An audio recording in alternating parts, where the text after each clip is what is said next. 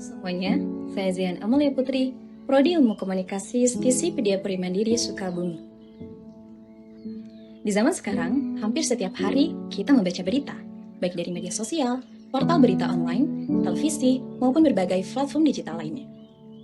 Informasi datang begitu cepat, bahkan hanya dalam hitungan detik, sebuah peristiwa bisa langsung diketahui banyak orang.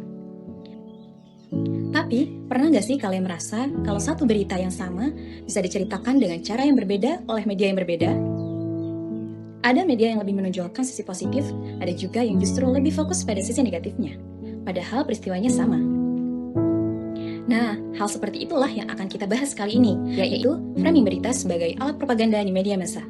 Kita akan melihat bagaimana media membingkai sebuah peristiwa, bagaimana framing dapat mempengaruhi cara berpikir masyarakat, dan mengapa kita sebagai pembaca perlu lebih kritis dalam menyikapi setiap informasi yang kita terima.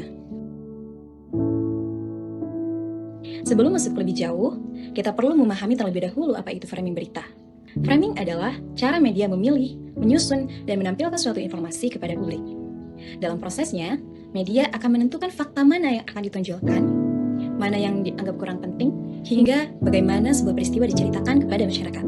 Framing bukan berarti media menciptakan fakta baru, tetapi media menyusun fakta dengan sudut pandang tertentu hingga dapat membentuk cara masyarakat memahami sebuah peristiwa.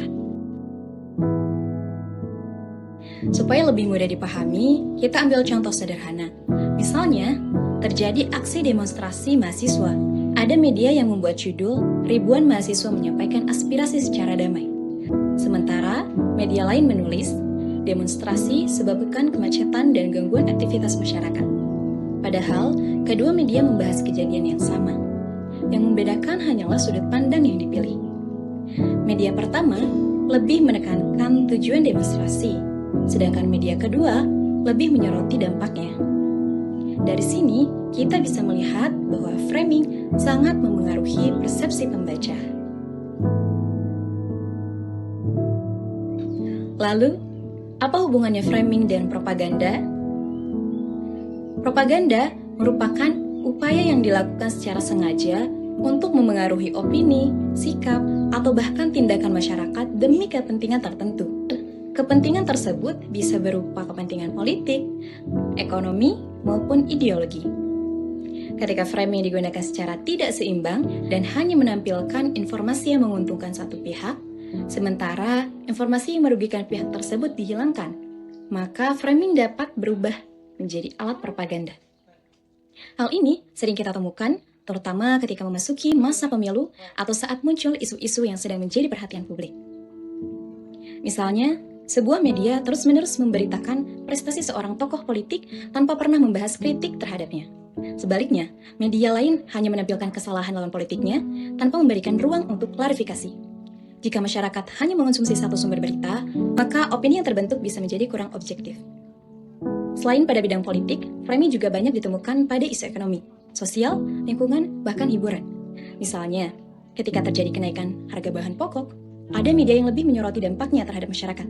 Sementara, media lain lebih fokus menjelaskan alasan pemerintah mengambil kebijakan tersebut.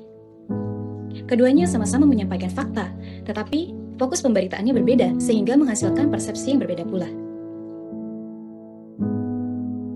Di era digital seperti sekarang, tantangan ini menjadi semakin besar. Banyak media bersaing mendapatkan perhatian pembaca karena jumlah klik, tayangan, dan iklan menjadi salah satu sumber pendapatan mereka. Akibatnya, muncul judul-judul yang sensasional atau yang sering disebut clickbait. Judul seperti ini memang berhasil menarik perhatian, tetapi terkadang isi beritanya tidak sepenuhnya sesuai dengan apa yang dijanjikan dalam judul. Lalu, bagaimana kita bisa mengetahui apakah sebuah berita cenderung melakukan framing yang berlebihan? Ada beberapa cara sederhana yang bisa kita lakukan. Pertama, jangan langsung percaya hanya dari membaca judul. Bacalah isi berita secara lengkap. Kedua, perhatikan apakah berita tersebut menghadirkan lebih dari satu sudut pandang atau hanya mengutip satu narasumber. Ketiga, bandingkan berita yang sama dari beberapa media yang berbeda. Dengan begitu, kita bisa melihat perbedaan cara penyampaian setiap media.